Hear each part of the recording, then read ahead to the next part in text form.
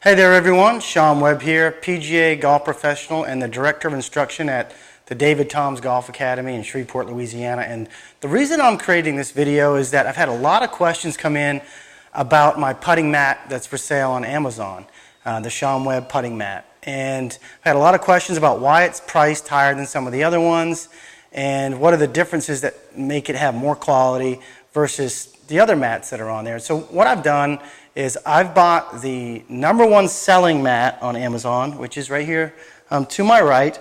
It's in that $30 to $40 range. And my mat here on the left that I've laid out here, which is priced, at least double, if not a little more than double, from the best selling mat. Now, there's a couple reasons why it's more expensive, and we'll get into that in a minute. But first of all, I just wanted to give you the story about why I created the mat. So I had purchased this particular mat a couple years back, and when I got it, I was disappointed because I want to work on my putting stroke, and I want a mat that rolls true and has the ball rolling without any bumps in the mat so that I can have a realistic putt. And when I rolled this one out, and I just rolled this one out here I bought another one and rolled it out from the box today, it came out just like this. It comes out with creases in it that really don't ever go away, and you can see even when I try to flatten them out some, just from the way it has some stretchiness to it, it always tends to want to come back together and have these little ridges in it. You can see every time I move it, it creates a new ridge. So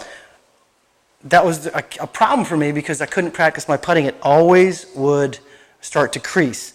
And when I hit putts on it, they would bounce a lot. You can see kind of some hopping there. And the other problem was a lot of times if the ball isn't hit at the right speed on this mat, it won't stay in the hole. The holes are very shallow. So a lot of times I would hit good putts to these front holes, which are very, very shallow, and the ball wouldn't stay in them. So I had an issue with that. So I said, okay, I need to create a mat that I want to putt on first, and then once I have that, then I'll kind of roll it out to other golfers because they would probably enjoy that too. So that's what I did. I used better materials. I made the mat wider so I had more room to stand on it. I made the holes bigger, and I made the foam a little bit thicker in the back just for sturdiness. I also added a different backing underneath, and I'll show you that in a minute. More of a hard rubber backing instead of this really cheap, flimsy backing that's on this one, to make sure that it doesn't crease when it lays on the ground. Or even if you rolled it up and put it in the closet, my mat will roll out perfectly. So I'll put a putt on my mat. See if I can roll one down here. Okay, I missed that putt, but the mat rolls perfectly true.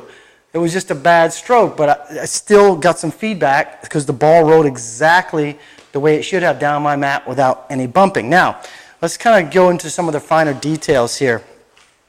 When I picked this mat up, this is going to be a really kind of a test to show you. You can see how when I pick it up, it wants to fold over itself. This is very flimsy material. Okay, this mat, not only is it not going to last, this is why it never stays flat, because the material is so flimsy. If I pick mine up, this is a totally different situation. I'm holding it up exactly the same, right? Exactly the same. And you can see how this cheap one just folds up over itself, and mine is actually very sturdy, right? It's not folding over itself so much. And you'll see if you bought both of these, but mine's about, I don't know if it's twice as heavy, but there's a lot more weight to this mat. So it's not going to crease as much. It's going to lay a lot flatter. The other thing here I want to show you really quick is on the back of the mat. I mentioned this before, but there's some foam. And one of the problems with their foam is that it peels really easy. This one, I just purchased this one. And look, the glue is cheap, and this foam just rips apart. Okay? On mine, on the other hand, this foam is really sturdy. I'm pulling on this now, and I can't pull it off of the backing. I'm shaking it enough to where I'm shaking the mat. I'm only hanging on to the foam.